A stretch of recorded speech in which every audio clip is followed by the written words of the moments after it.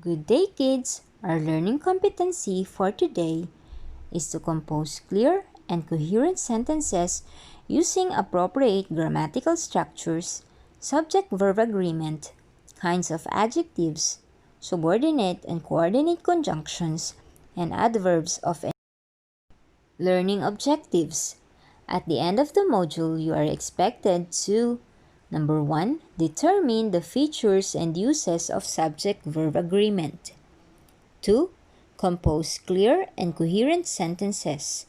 And 3. Recognize the importance of using appropriate grammatical structures in composing statements.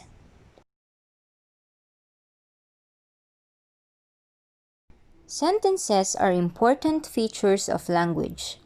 As a second language learner, you must learn the different conventions of writing sentences. You should aim to be able to compose clear and coherent sentences using appropriate grammatical structures such as subject-verb agreement, kinds of adjectives, subordinating and coordinating conjunctions, and adverbs of intensity and frequency. Now, let's discuss about subject-verb agreement. Subject-verb agreement portrays particular rules in terms of agreement between the subject and the verb. The subject and the verb of the sentence must agree in number. If the subject is plural, then the verb must be in its simple form. If the subject is singular, then the verb must be in its S form. Always remember, the subject must always agree with the verb. Thus, agreement. The subject and verb must agree with each other in number. Perhaps the most important thing for you to know is that singular verbs end with S, with the exception of I am and you are, because they are second person singular. If the subject is plural in number, it takes the simple form of the verb. How to make the subject and the verb agree with each other? Just follow these simple steps. First, identify the subject of the sentence. Second, decide if the subject is singular or plural. And lastly, decide which verb form will match with the subject. Let us analyze the examples below. Number 1, the boy watches the movie. As you can see, the boy is a singular subject.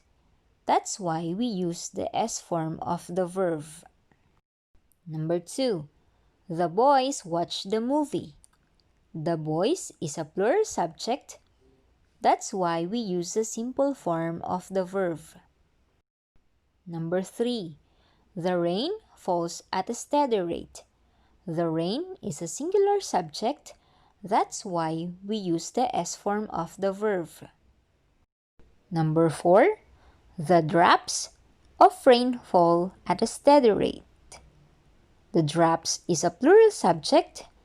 That's why we use a simple form of the verb. Number 5, Jack enjoys playing golf every Sunday. Jack is a singular subject. That's why we use the S form of the verb.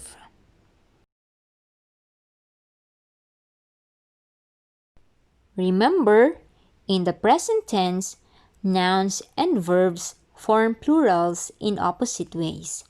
Nouns add an S to the singular form. Verbs remove the S from the singular form. That is how subject-verb agreement works.